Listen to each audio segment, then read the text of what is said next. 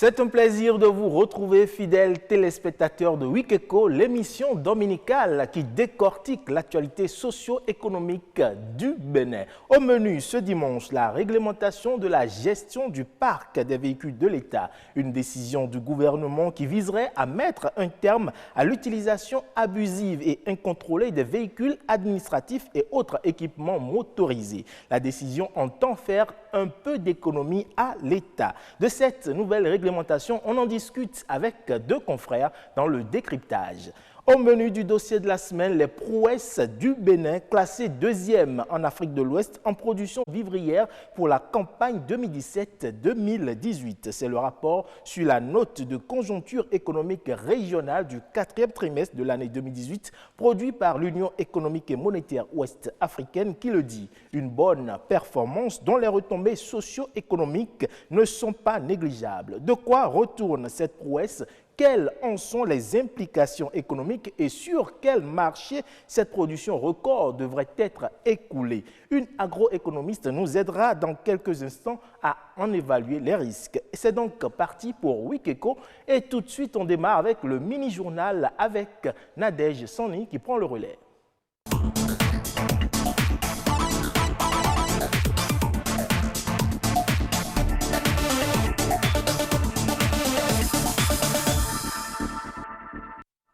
Bonjour à tous et bienvenue dans le mini-journal sur Wikeko.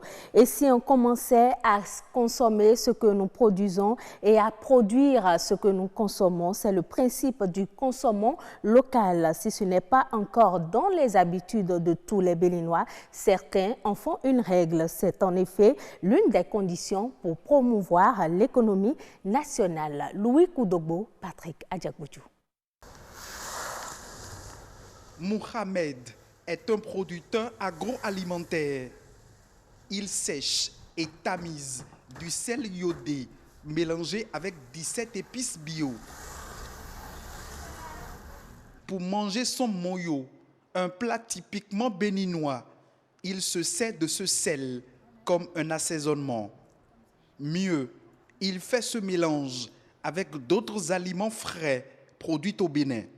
Un Béninois qui consomme un produit local incite et encourage son frère à y produire de jour en jour. C'est de la valeur ajoutée énorme et c'est de l'emploi créé. Consommer le local, c'est la seule chose qui nous permettra d'aller plus loin et d'enrichir notre économie. Acheter et consommer local permet de booster l'économie nationale et par ce fait, inciter les producteurs locaux à miser beaucoup plus sur la qualité. Si je suis au Bénin et que j'utilise les produits du territoire béninois pour produire un produit donné, la qualité y est forcément. Avant de commencer par produire, c'est parce que j'ai eu à réfléchir pendant des années jusqu'à ce que le produit final y est. Et ce produit passe au laboratoire pour des vérifications et enfin obtient un certificat. Je pense que la moindre des choses qu'on peut faire, c'est d'acheter ce produit et que nous avançons. Et plus on achète, plus l'autre va commencer par industrialiser. Lewis est un aviculteur. Il sort de son poulailler 45 plateaux d'œufs de table par jour, soit 315 par semaine. Ses clients sont en majorité des Béninois. En moyenne, nous avons jusqu'à 6 clients par semaine qui viennent à ramasser, puisqu'on les fait des scans, on fait des programmations et elles viennent ramasser les œufs pour aller revendre. Ce sont souvent les grossistes. Celui qui prend un œuf par jour crée indirectement de l'emploi pour son pays. Puisque là où je suis aujourd'hui, je suis à un effectif de 1900 pondeuses actuellement et j'emploie déjà une personne. De l'emploi créé avec des retombées économiques, la consommation locale est un atout pour accroître les performances de production des entreprises locales. Une fois que je volis en portefeuille client, je vais penser à produire plus. Une fois que moi je produis plus, je vais penser à recruter plus de personnel et acheter plus d'aliments, plus de maïs, plus de médicaments vétérinaires, ainsi de suite. Ceux qui m'aident à faire le transport des œufs vers le marché, les conducteurs de tricycle, eux vont plus trouver d'œufs à ramasser pour prendre plus d'argent. Pour l'économiste, Si consommer local peine à être une habitude, ce n'est ni la faute du consommateur, ni des producteurs locaux. Il faudrait permettre aux producteurs de produire à moindre coût, donc d'être compétitifs. Parce que nous sommes dans un environnement concurrentiel, un environnement international où nous ne pouvons pas imposer des barrières et empêcher les autres produits de rentrer chez nous. Ce n'est que l'État central qui peut les aider à baisser un peu les coûts de production pour être assez compétitifs. Être compétitif sur le marché de l'offre et de la demande, un challenge pour amener les consommateurs à privilégier les aliments locaux dans leurs assiettes. Des enfants continuent de subir le martyre dans les villes du Bénin. Ils sont exploités de diverses manières et à des fins diverses, malgré toute la sensibilisation sur le droit des enfants. Comment renforcer les actions pour le suivi des droits des enfants? Les acteurs de la société civile et l'État y réfléchissent. Miché Elegbe, Baudelaire, Cantidé. Le respect des droits de l'enfant au Bénin reste encore un pari à gagner. Malgré les efforts des acteurs qui œuvrent pour la protection des droits de cette tranche d'âge de personnes, plusieurs cas de violence faites sur les enfants sont toujours enregistrés. C'est d'ailleurs pour cette raison que la société civile et l'État ont décidé de se pencher sur la question. Nous faisons un travail du suivi des recommandations des experts des comités des droits de l'enfant au niveau sous-régional comme au niveau international. Et c'est dans ce cadre qu'on se retrouve avec l'État pour évaluer le niveau de réalisation de ces recommandations. Pour renforcer les efforts des structures qui militent pour la défense des droits de l'enfant, le Forum des organisations des droits de l'enfant au Bénin, FODEB, a décidé d'apporter un appui financier à 19 organisations non gouvernementales. Ce chèque va nous permettre de nous professionnaliser, de nous spécialiser pour pouvoir rentrer dans le processus de labellisation qui est lancé par la Maison de la Société Civile. L'accent a été également mis sur l'intégration sociale des enfants, notamment les filles qui sont les plus exploitées. Les filles victimes des violences, des grossesses précoces et qui sont à la maison et qui sont déscolarisées. Ça veut dire que ces filles-là aussi, c'est une couche marginalisée qui est à la maison et qui n'a pas de soutien. Et ils ont des enfants à leur charge. Maintenant, comment nous allons faire? Nous allons leur apprendre des métiers porteurs, bien sûr, pas nécessairement des métiers anciens comme couture, coiffure et autres. Elles auront le choix de déterminer leur métier. Nous allons les accompagner, nous allons les financer pour les installer et elles seront autonomes, en fin de compte, pour pouvoir survivre, pour pouvoir éduquer leurs enfants, pour pouvoir poursuivre également leurs études si elles veulent. Si malgré l'arsenal juridique mis en place au plan national et international, à travers les conventions et chartes pour la protection des enfants, le phénomène persiste, il apparaît alors nécessaire que les pouvoirs publics passent à la phase répressive afin de décourager les auteurs de ces actes répréhensibles. Le Bénin a célébré le 1er juin la journée de l'arbre, un événement qui vise la sauvegarde du couvert végétal. Il donne également le top du mois du reboisement. Quel regard les citoyens portent sur cette journée? Amitié Sagudi et Rebecca Djinako reviennent ici sur l'idée qui sous-tend l'instauration de cette journée. Sans les végétaux, il n'y a pas de vie.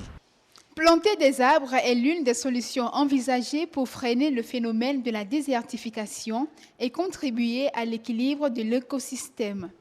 Initiée en 1872 par Sterling Morton, ancien secrétaire à l'agriculture des États-Unis, l'idée a pris corps au Bénin en 1985 sous le régime du président Mathieu Kérékou.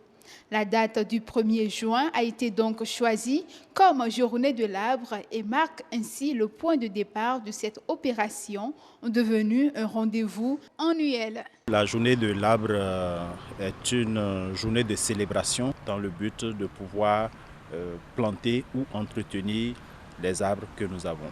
La journée de l'arbre est là pour vous rappeler que vous devez remplacer ce que vous avez enlevé. Cela est capital. Vous devez remplacer ce que vous avez enlevé. Chaque fois on en prélève. On mange les mangues, on mange ci, on mange ça, on coupe les bois, on enlève ci pour pouvoir avoir l'eau de vie. Comme le dit le soda Buchen là, il faut abattre des arbres. Mais il faut les remplacer. La 35e édition de cette opération a pour thème Arbres et éducation pour une économie verte. Selon les chiffres recueillis, en 34 ans, plus de 150 millions de plants ont été mis en terre. Une initiative que saluent les citoyens. Déjà, directement, ça ne se ressent pas, mais on peut dire que quand on a l'œil et qu'on fait attention, on arrive à voir que le travail a déjà commencé, que nous sommes en train de replanter, d'arranger un peu la ville et tout. À l'intérieur du pays, il y a beaucoup d'arbres qui sont plantés dans les champs. Et également dans la ville, il y a des arbres qui sont plantés. Selon le site Notre Planète, à ce jour, 168 pays sur 197 se disent touchés par la désertification et depuis les années 70, les superficies touchées par la sécheresse ont doublé. Un constat qui ne rassure guère. Si on veut sauvegarder l'humanité, c'est important systématiquement d'avoir des politiques de reboisement intensives qui doivent suivre le déboisement, la coupure des arbres. Cela est d'une importance capitale. L'arbre étant un élément essentiel dans la préservation de l'écosystème, il s'avère nécessaire d'en assurer la conservation. Ce sera tout pour le mini-journal. Ne zappez surtout pas. Wikeko continue avec Ulvaeus Balogun. Wikeko continue. Merci à vous, Nadej Soni, et bonne fête de la Pentecôte. Comme vous le savez, après le mini-journal, c'est la revue de presse économique. Cette fois, c'est une signature de Gloria Oni.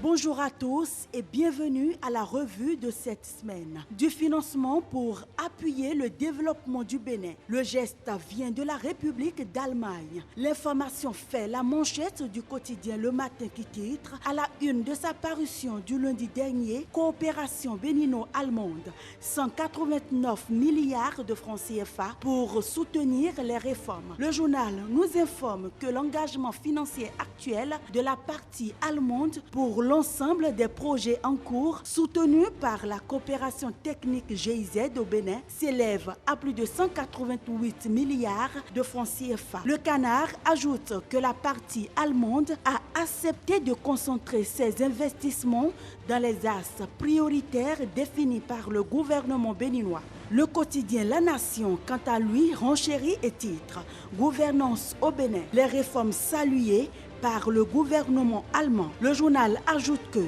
le gouvernement allemand a félicité et encouragé le gouvernement du Bénin pour les réformes qu'il a entreprises pour le développement du pays.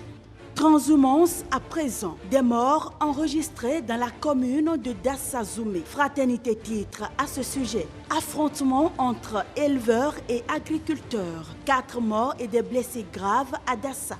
Le journal rapporte que tout est parti de la dévastation du champ d'un agriculteur le 30 mai dernier dans le village d'Ani-Vedji. Mécontent, ce dernier aurait tué un des éleveurs dont les troupeaux seraient responsables de la perte de ses cultures. En réaction, informés de la situation, les éleveurs ont fait venir les leurs du Nigeria pour prendre leur revanche sur le présumé meurtrier. Le bilan fait état de 4 morts, des blessés graves et des périmètres de culture dévastés. Le quotidien Matin Libre, pour sa part, ajoute et titre à propos « Affrontement sanglant dans les collines, 5 morts à Dassa-Zoumé ». Fin de cette revue sur Wikeko. Merci de m'avoir suivi.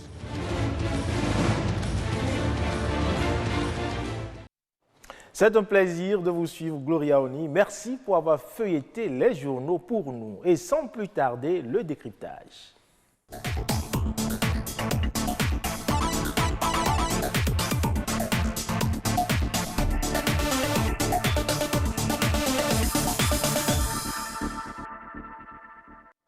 Le gouvernement a décidé récemment de la réglementation de la gestion du parc des véhicules et autres équipements motorisés de l'État. Un projet de décret a été pris pour, citation, mettre fin à l'usage incontrôlé du matériel de l'État affermir la responsabilisation des utilisateurs de véhicules de fonction aux fins de parvenir à la rationalisation de la gestion du patrimoine de l'État. Fin de citation. On se demande bien si cette décision est la bienvenue et quelles en sont les implications. Et j'en parle ce matin avec deux confrères, Moïse Dosoumou du quotidien Fraternité et Armel Tagnon-Videgnon du quotidien L'Indépendant. Bonjour chers confrères. Bonjour. Bonjour.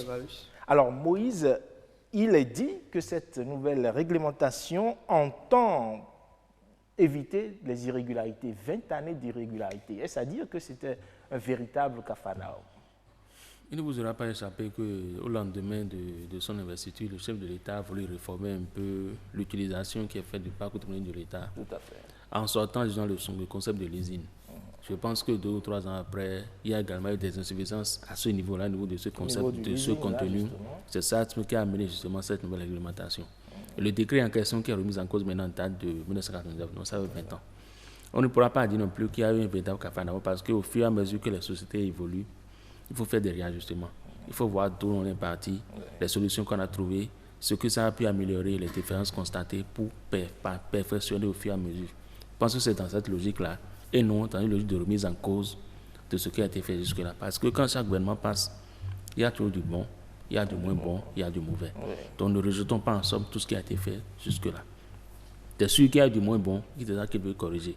Et que Dieu nous prête vie, dans 10 ans, dans 20 ans, d'autres seront là. Remettons en cause ce qui est fait maintenant. Donc c'est ainsi que va la vie. L'idéal, le mieux à faire, c'est que chaque fois qu'on puisse aller de l'avant, qu'on ne recule pas, ça c'est ce qui est souhaité. C'est ce qui est souhaité. Armel Tagnon-Videgnon, vous êtes d'accord avec Moïse Dosoumou? Parce que qu'on le veuille ou non, les véhicules administratifs sont souvent utilisés à des fins personnelles, pas du tout dans le cadre des fonctions. Je suis parfaitement d'accord avec Moïse, d'autant plus que vous voyez, tous, nous avons déploré à un moment donné, dans un passé récent, les week-ends, le garage central qui se met dans les week-ends sur les grands carrefours, ceux qui n'ont pas d'ordre de mission et qui utilisent les véhicules administratifs. Vous voyez, au début, nous avons tous déploré ça. Et avec ce gouvernement, nous avons constaté un recul de ce fait. Et aussi, je suis d'avis avec Moïse quand il dit que cette nouvelle disposition vient en appui au leasing auquel le gouvernement avait opté au début. Depuis 2016. Maintenant, on constate sûrement que cette option laisse encore d'autres portes ouvertes aux dérives. C'est ce qui sûrement a amené le gouvernement à recourir maintenant à assainir. Parce que, comme il le dit, le gouvernement a pensé à ce secteur avec le leasing. Il est revenu sur ce secteur maintenant pour corriger, pour parfaire ce qui ne va pas. Et qu'est-ce qui ne va pas? Qu'est-ce qu'on a constaté? Sûrement, on constate maintenant que des gens se sont aussi attribués ceux qui ne devaient pas avoir de véhicules de fonction. Oui. Et on constate aussi que des chauffeurs en abusent. Vous voyez, on constate aussi une utilisation aussi abusive. Alors justement, dans le décret, cette nouvelle réglementation, il est dit qu'il n'y aura plus de conducteurs administratifs, ou plutôt les conducteurs administratifs qui existeront désormais n'existeront que pour les véhicules de fonction des présidents des institutions constitutionnelles et légales, des membres du gouvernement et des personnalités ayant rang de ministre. Autrement dit, les secrétaires généraux, les conseillers techniques n'auront plus de véhicules de fonction. C'est bien ça? C'est ce que le gouvernement a constaté. C'est sûr qu'une étude a été faite dans le secteur, mais je suis sûr que ces conducteurs de véhicules administratifs, le décret va plus loin en disant qu'il y aura un redéploiement de ces chauffeurs dans les structures, dans d'autres services. Donc, j'espère qu'il n'y aura pas un autre remous dans ce secteur. Vous connaissez bien les chauffeurs, qu'ils m'excusent. Les conducteurs de véhicules administratifs, c'est un secteur qui est vraiment bouillonnant, vous constatez. Donc, j'espère vraiment que le redéploiement dont le gouvernement parle ne va pas amener d'autres remous sociaux. Alors, Moïse, allons-nous vers d'autres remous, comme le souligne Armel, avec ce redéploiement des conducteurs de véhicules administratifs? Avant d'arriver là, je ne fais pas la même lecture que vous, ni qu'avec mon confrère. D'abord, il faut dire que ce secteur de véhicules de fonction, véhicules passifs, véhicules de l'État, depuis des décennies, ça a toujours suscité beaucoup de remous. Il y a toujours des descentes, des saisies, des amendes, des verbalisations, ça n'a jamais changé. C'est dire que les mauvaises habitudes ont la peau dure à ce niveau. Regardez depuis le nombre d'années qu'on parle de cette affaire-là. Chaque gouvernement vient, trouve une solution, l'applique un temps, les mêmes dérives continuent. C'est qu'il y a vraiment problème. Eux, ils sont venus dire, il y avait le leasing, tout ça c'est fini. Mais 2-3 ans après, ils sont venus dire qu'il faut le décret. C'est la preuve que la bonne solution n'est pas encore trouvée jusqu'à présent. Peut-être qu'avec ce décret, ça changera, on n'en sait rien. Mais là, je dis que je fais la même lecture que vous. Les hautes fonctions ne se lignent pas au ministre, mais au président des institutions. Il y a les administrations, il y a les postes de directeurs centraux. Quand vous nommez quelqu'un à un poste élevé de responsabilité, cela va avec des privilèges, avec des avantages, dont le véhicule de fonction. Mais là, non, je ne fais pas la même lecture que vous de ce décret, justement. Le décret en question, on ne l'a pas encore. Ce n'est qu'une ébauche, ce n'est que le condensé que nous avons. Je suis certain que ces véhicules ne sont pas réservés qu'au ministre et au président de l'institution. Ce n'est pas possible. Mais pour l'instant, c'est ce que dit le Conseil des ministres. On n'a pas encore le décret en lui-même, ni les articles du décret. Ça ne peut pas se passer comme ça, ce n'est pas possible. Les secrétaires généraux, les directeurs centraux, il y a plein de postes, les délégués du contrôle financier, il y a plein de postes où les gens ont besoin de véhicules. N'oubliez pas que quand vous nommez une fonction, vous avez besoin de vous déplacer. On attend de vous des performances. On a besoin que vous allez de point à l'autre. On attend que vous soyez dans les conditions telles que le résultat espéré soit au rendez-vous. Tout cela participe de la performance publique dont on parle. On ne peut pas nommer des gens à des postes élevés et les priver de moyens roulants militaires, tel moyen. Peut-être qu'ils auront des véhicules, mais n'auront pas de conducteurs. Ils seront obligés de conduire tout ça participe d'une politique qui est déployée actuellement. Mais le comble, c'est que même s'ils sont dotés, le problème va persister, puisque la plupart du temps... On ne peut pas ôter à des gens nommés à des postes de responsabilité le fait de jouir de certains avantages. Parce que ces gens dont vous parlez là, ils sont au bureau de 8h à 0h. Ils sont au bureau de là de 0h, déjà à 8h, ils sont encore là. On ne peut pas les nommer, les harceler, les pressurer pour qu'ils atteignent des résultats et qu'ils ne jouissent pas quand même de petits avantages. Ce n'est pas possible. Ce qu'il faut faire par contre, c'est de limiter l'usage qu'ils font de ces véhicules-là. C'est de les cadrer de telle sorte que l'utilisation de ces véhicules-là n'aille pas vers l'excès, pas vers l'abus. C'est ça, et non les priver de véhicules. Mais comment est-ce qu'on peut faire cela? C'est la réglementation, tout simplement. C'est-à-dire, quand vous êtes ministre, vous avez peut-être 2 à 3 véhicules de fonction, dont un véhicule dont vous pouvez user 24 heures sur 24, quelle que soit leur destination, que ce soit pour un usage privé, professionnel, familial. Ça, mais quand c'est d'autres fonctions, c'est strictement professionnel. Ce n'est que dans le cadre du service que vous pouvez l'utiliser. Donc, ça veut dire que ce véhicule ne peut pas dormir chez vous, par exemple, ne peut pas rester chez vous un week-end. Donc, c'est dans le cadre de la définition de la réglementation qu'on peut régler ce problème, à mon avis, et non priver certains cadres de véhicules administratifs. Mais on a eu justement le leasing qui est venu et qui, au début, l'objectif était de rationaliser les dépenses de l'État. Il avait été dit en son temps qu'avec les véhicules leasing, il y aurait un contrôle, il y aurait même une sorte de traçage dans les véhicules. Qu'est-ce qui peut expliquer que malgré ce leasing mis en œuvre, on en soit encore? Cela veut dire que les habitudes sont très... Je crois que le leasing, c'était peut-être pour l'achat des véhicules par l'État lui-même et l'utilisation abusive que les chauffeurs en faisaient et que pour éviter peut-être l'achat, peut-être le garage central peut-être était presque vide, j'ai dit, je ne suis pas dans le secret, presque vide, et pour ne pas procéder à des achats de véhicules par l'État qui n'avaient sûrement pas ce régime au début. Mais ce décret, je vais plus loin, peut-être que nous sommes en train de déplacer, peut-être que ce décret vise plutôt les chauffeurs les conducteurs de véhicules administratifs. Les conducteurs de véhicules administratifs. Ils n'aiment pas trop qu'on les appelle chauffeurs. Peut-être c'est dans ce secteur, c'est ce type d'emploi où on voit plusieurs CVA oisifs, vous comprenez, ou qui n'ont pas de fonction, où ils sont là, et oisifs dans les garages. Peut-être aussi que c'est de ce côté qu'on peut voir.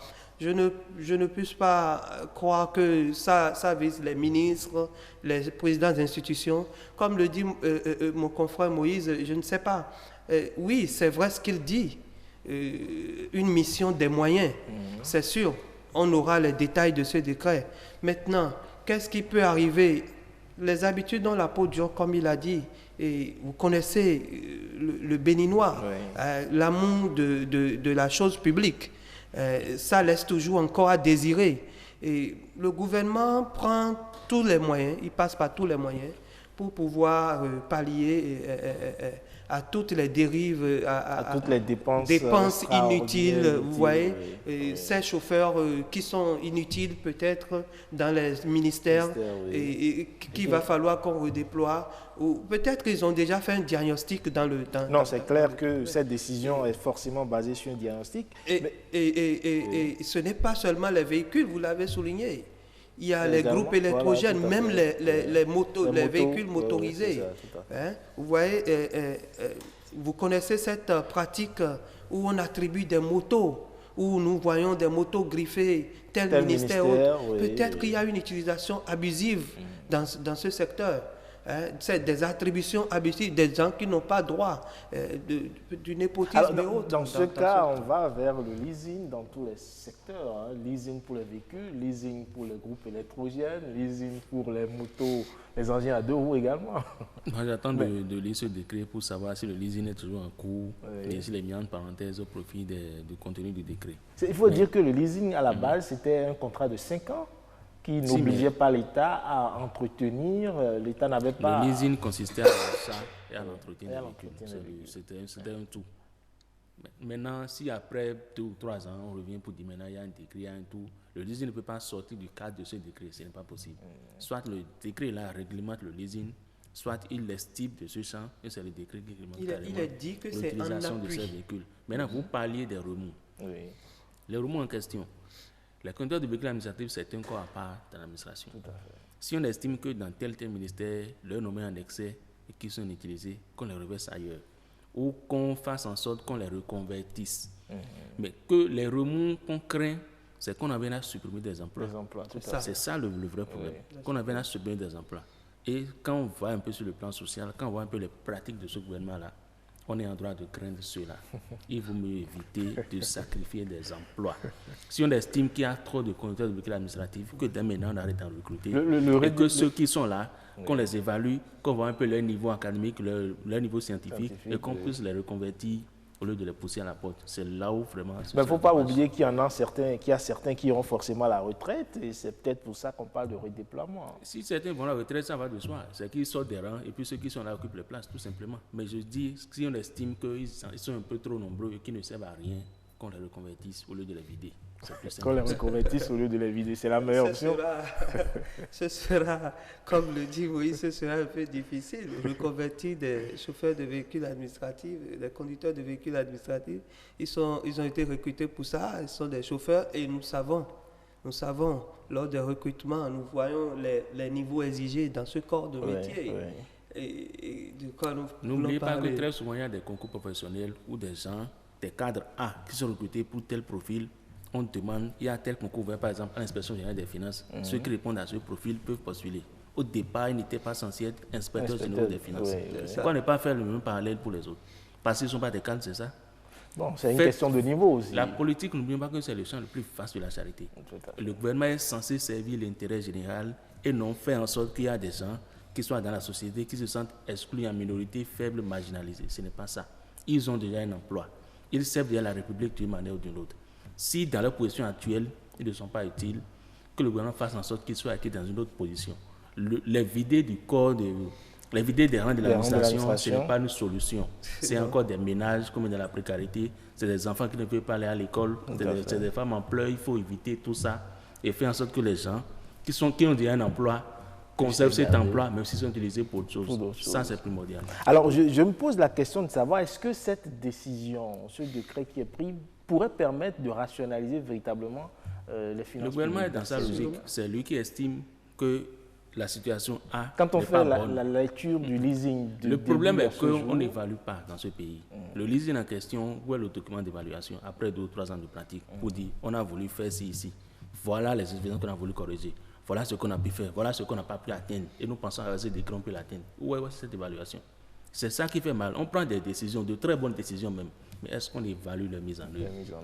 Peut-être que l'évaluation n'est pas publiée, chers confrères. Oui. Peut-être que le gouvernement, moi j'en suis sûr, puisque je rappelle encore que dans l'ébauche de cette décision que nous avons eue, il a été dit que c'est en appui au leasing. Donc l'évaluation dont parle Moïse a été sûrement faite. L'évaluation ne peut pas être un document secret. C'est pas possible. Non. Oui, d'autant plus ça que... ne peut pas être un document. Parce que nous parlons des ressources publiques. Les ressources publiques ne sont pas des ressources privées. On ne peut pas évaluer l'usage des ressources publiques et en faire un document secret. Ce n'est pas possible.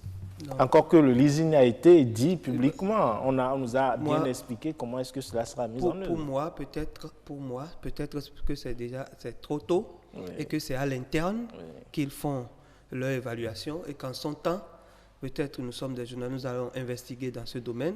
Peut-être que c'est trop tôt pour faire cette évaluation qu'ils l'ont fait à l'interne, moi je trouve. Et je crois, ne prêtons aussi pas des intentions au gouvernement.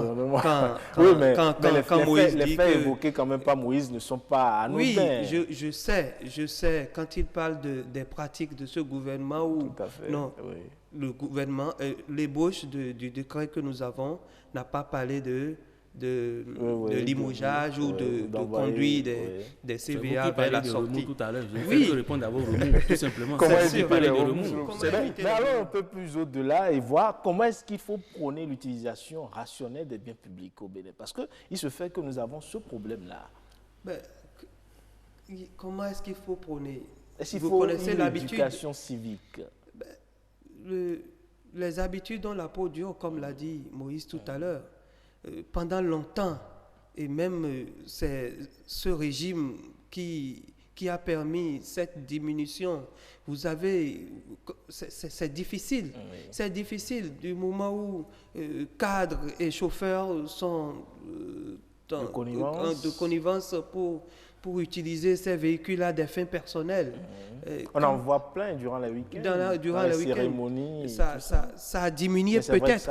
Ça a diminué. Peut-être que c'est un pas. C'est un pas. Et peut-être aussi que ce décret qui vient va mieux c'est beaucoup de boulot pour le garage central. Bien sûr, c'est leur travail. Non, c'est beaucoup plus une question d'éducation de soi. Voyez le soin qu'on prend pour les biens privés. À la maison, par exemple, quand un robinet coule, on se dépêche d'appeler le plombier. Mais voyez dans l'administration, ça coule pendant des jours, des semaines, ça n'est bien sûr. Voyez la manière dont l'eau est utilisée pour laver les véhicules dans l'administration à la maison. À la maison, c'est rationnel, mais de l'autre côté, c'est l'abus à tout. Parce qu'on se dit que c'est public, ce n'est pas pour moi, c'est pour tout le monde. C'est d'abord la conception que nous avons du bien public. Même le véhicule qu'on a acquis soi-même, voyez le soin qu'on y met pour l'entretien. Et de l'autre côté, on s'en fout, ça ne dit rien. Je pense que ça part de là. La conception qu'on a du bien public, on ne se dit pas que c'est pour moi. Alors qu'en réalité, c'est pour nous tous. Et il faut faire en sorte que ce qui nous appartient tous soit bien entretenu et dure le plus longtemps possible. Je pense que c'est beaucoup plus sur cette base qu'il faut sensibiliser jusqu'à obtenir les résultats. Merci, chers confrères, pour ce décryptage. Moïse Dosunmu, Armel Tagnon-Vidéon, bien entendu. On retient juste que la nouvelle réglementation de la gestion du parc des véhicules et autres équipements motorisés de l'État est un fait, mais sa mise en œuvre sera également le plus grand défi du gouvernement. Le décryptage prend fin ici, place à présent au dossier de la semaine.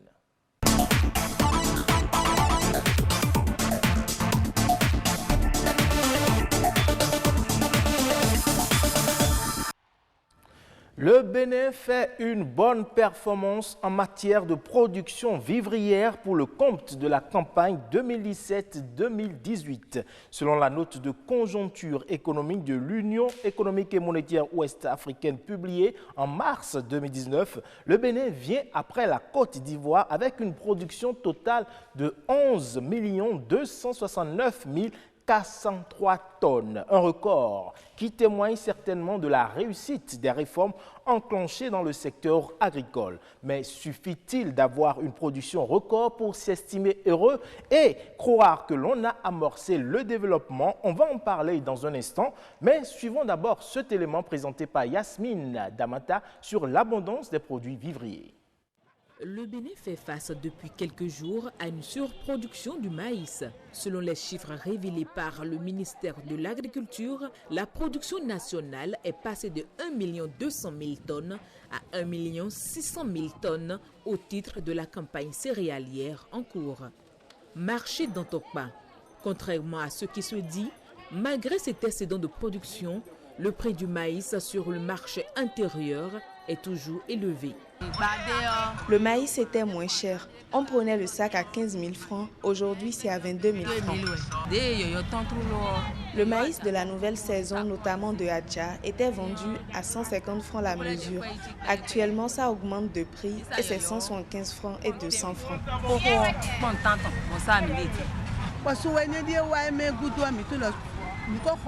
Il y a de cela 2 mois, on vendait le sac à 16 000 francs. On ne pensait plus que le prix allait augmenter. Subitement, c'est passé à 18 000 francs. Et il y a une grande mévente, si bien que le maïs pourrit dans nos boutiques. Mais comment comprendre alors cette hausse des prix dans un contexte où la production céréalière serait abondante?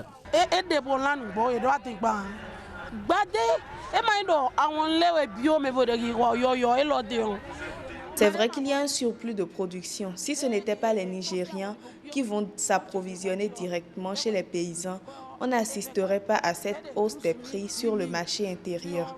C'était 10 000 francs, voire 12 000 francs. Mais depuis que les Nigérians viennent acheter, le sac est passé à 18 000 francs. S'ils venaient acheter le maïs chez nos autres revendeurs, au lieu d'aller directement chez les paysans, on n'en serait pas là.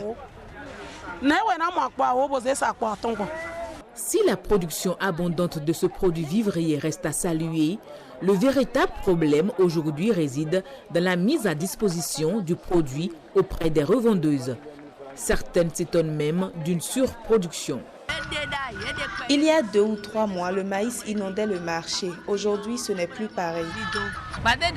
Il n'y a pas de maïs disponible. L'ancienne saison de maïs est déjà finie chez les producteurs. On attend la production qui viendra du nord dans quelques jours.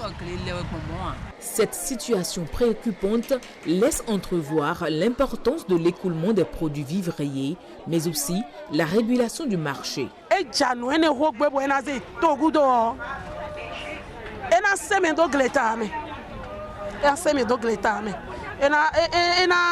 Si le gouvernement veut apporter l'excédent, il devrait collaborer avec les grossistes pour acheter au plan local avant de vendre à l'extérieur. Car il faut se rappeler, il y a quelques années, quand le Bénin devait exporter, il avait fait appel aux grossistes grâce à l'ONASA qui servait d'intermédiaire entre les grossistes et l'État. On arrivait ainsi à gagner un peu d'argent.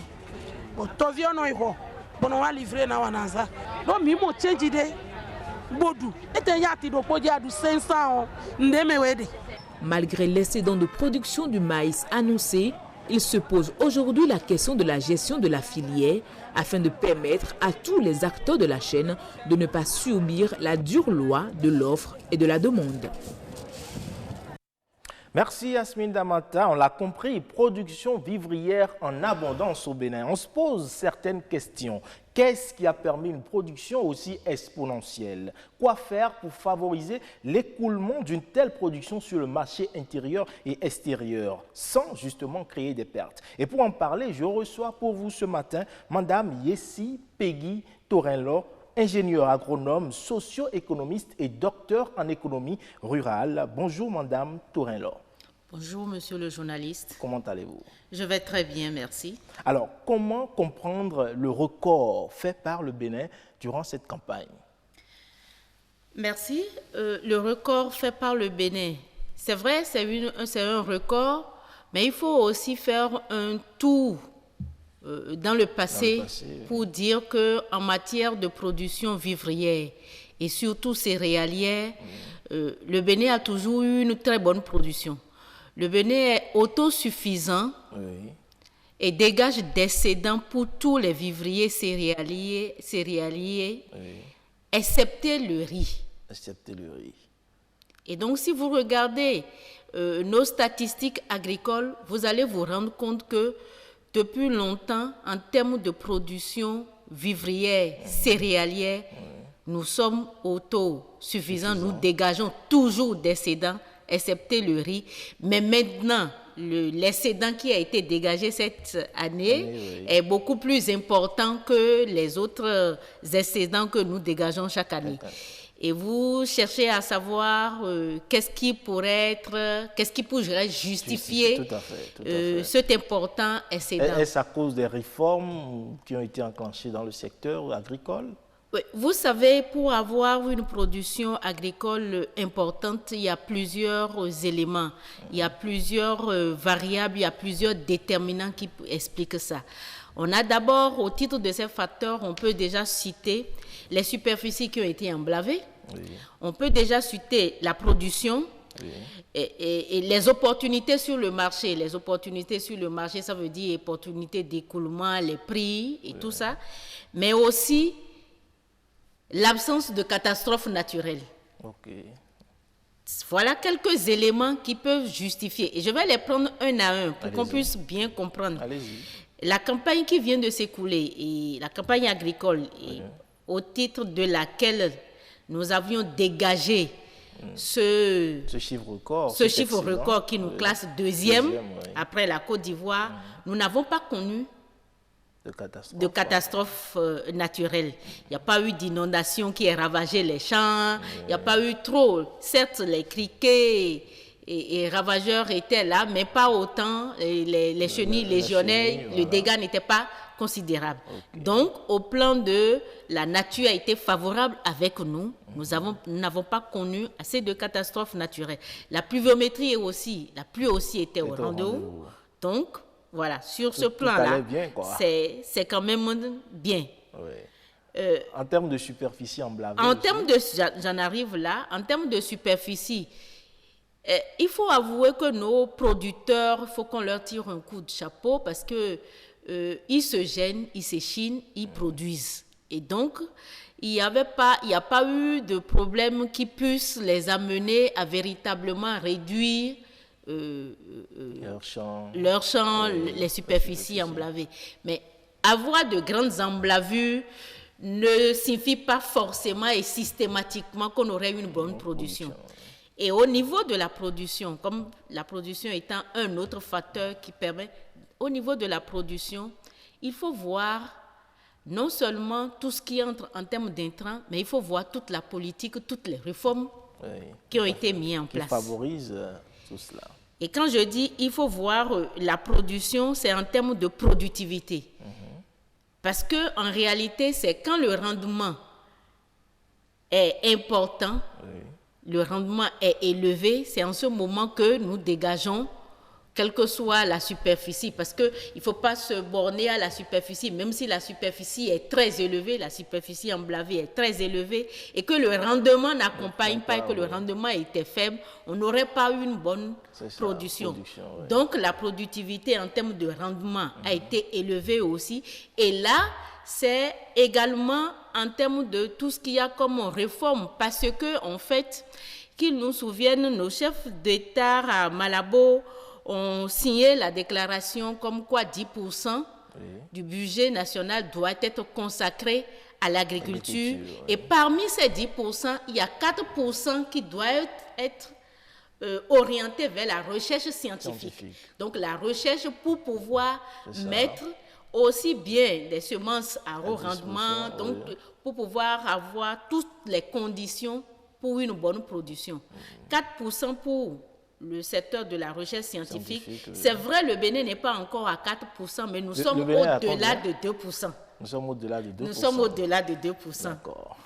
Et ça pourrait expliquer peut-être... Donc, il y a ça, ce facteur-là, cette réforme-là, cette prise en compte de la recherche scientifique avec tout ce que ça offre à l'agriculture qui peut expliquer une bonne partie de la production.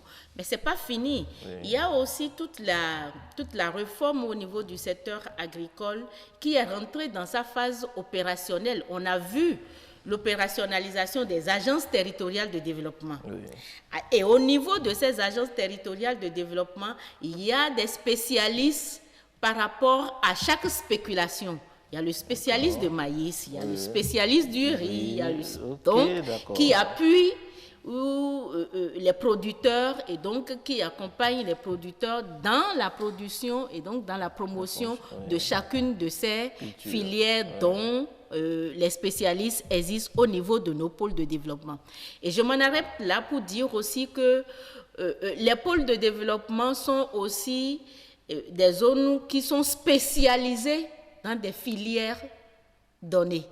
Et donc, on met l'accent au niveau de chaque pôle sur la filière ou les filières qui sont phares, qui sont importantes, porteuses au niveau de chacun de ces pôles. Alors, vous avez abordé un autre aspect, c'est les opportunités d'écoulement. Oui, si vous permettez, je voulais finir avec ces réformes.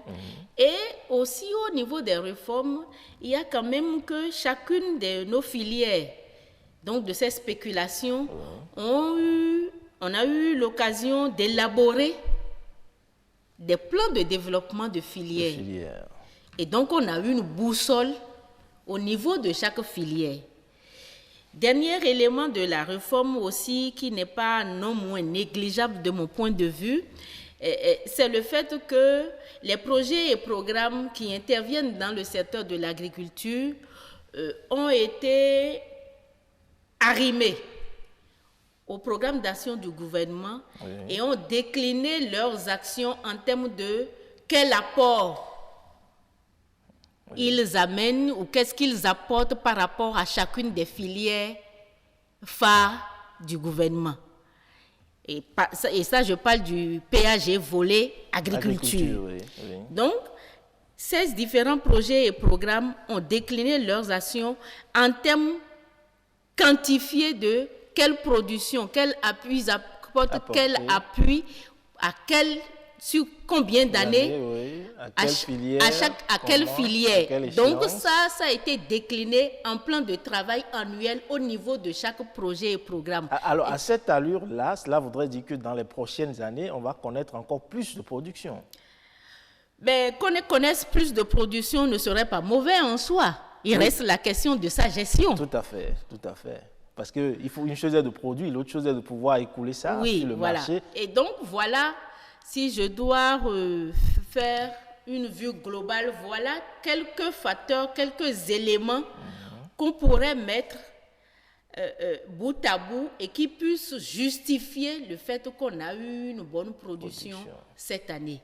Mon souhait est que ça ne soit pas, que les réformes puissent continuer, que chacun puisse jouer sa partition pour que ça ne soit pas un excédent important au titre de la campagne 2017-2018 seulement, mais que ça puisse continuer pour chaque année. Voilà. Alors, mais qu'est-ce qui explique que malgré cette production excédentaire, que sur le marché, les prix continuent de flamber? Parce que normalement, s'il y a surabondance, les prix devraient diminuer pour vite faire écouler les marchandises. Oui, les prix devraient chuter parce que on dit c'est au niveau du marché, c'est la loi de l'offre et de la demande.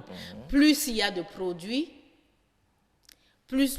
moins le prix est élevé, parce que, mais ça ne se passe pas toujours comme ça. C'est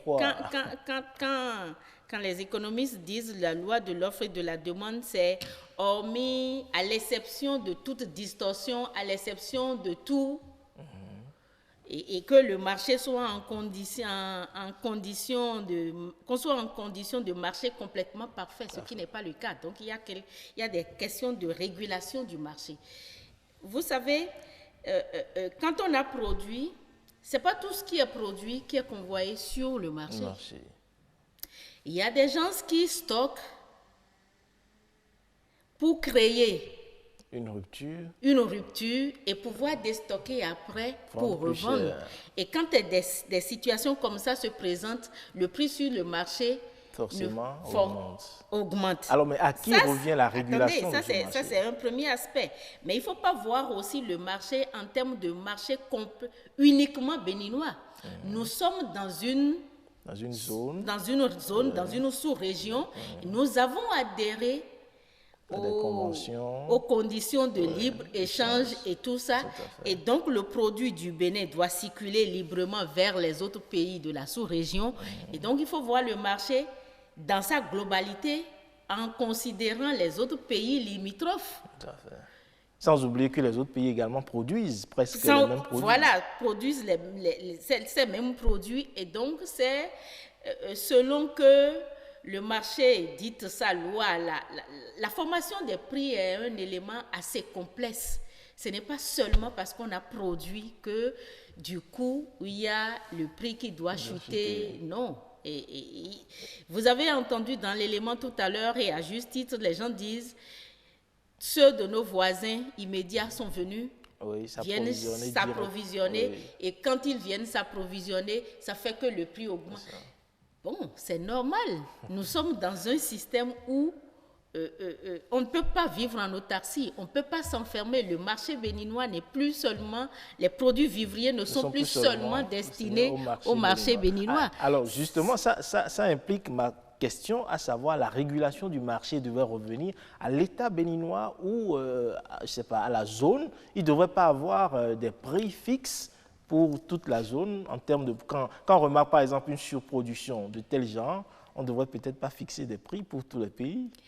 Se mettre à fixer des prix, c'est que nous cassons l'une des règles très importantes en termes d'économie libérale. Nous sommes dans une économie libérale. Oui.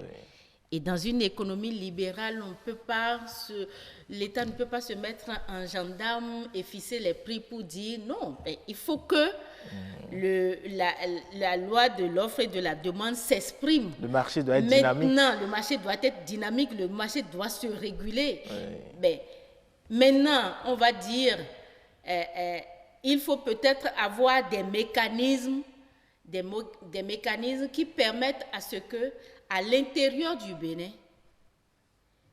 nos populations et nos poches, parce que quoi qu'on dise, on a beau avoir une production excédentaire, mais dans même les communes les plus productrices, donc les communes qui constituent des greniers, il y a des localités déficitaires en termes de production. Et donc, c'est pouvoir mettre un mécanisme en place qui permette à tout le monde une bonne redistribution. Mais on ne va pas, je ne nous vois pas, quand on a fait l'option de l'économie libérale, aller à la fixation des prix.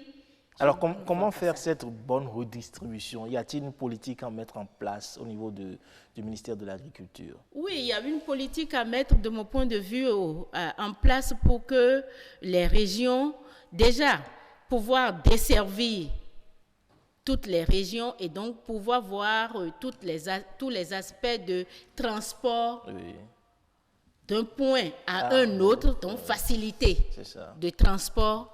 Et ça va déjà contribuer à ce que les gens puissent accéder. Il y a tout le mécanisme de conservation, de stockage et de conservation aussi. Oui, parce que quand on ne met pas en place un bon mécanisme de stockage et de conservation et même de transformation, on a beau avoir le produit, on l'a beau produire en quantité, ça va pourrir. C'est vrai qu'aujourd'hui, nous sommes rentrés dans une logique avec le plan stratégique de développement du secteur agricole où un point important est mis sur les aspects de post-récolte. Oui. Et donc, ils prennent en compte le stockage la conservation et la transformation. Et avec les différents accords auxquels le Bénin a adhéré, on a vu l'UMOA qui est en train de nous appuyer aussi dans la construction des magasins de stockage. Et nous avons eu 24 magasins récemment. Construits par l'UMOA à raison d'une capacité de 2000 tonnes par magasin. Ce n'est pas petit. Donc, le reste maintenant, c'est de savoir comment mettre en place l'accès, faciliter l'accès à ces magasins pour que les producteurs puissent stocker leurs produits et pouvoir vendre à bon marché et pouvoir permettre aussi aux localités qui n'ont pas d'une bonne production de pouvoir accueillir de ces produits-là. De ces produits et pouvoir en jouir. Merci beaucoup à vous, Yessi Peggy Torello. On n'a plus du temps, le temps est presque parti. Je rappelle que vous êtes ingénieur agronome, socio-économiste et docteur en économie rurale. Et avec vous, nous avons discuté des retombées aussi bien positives que négatives de cette production record relevée par l'UEMOA et qui fait du Bénin le deuxième producteur en Afrique de l'Ouest. Ainsi donc se referme Week Eco de ce jour. Rendez-vous dimanche prochain et bonne fête de la Pentecôte.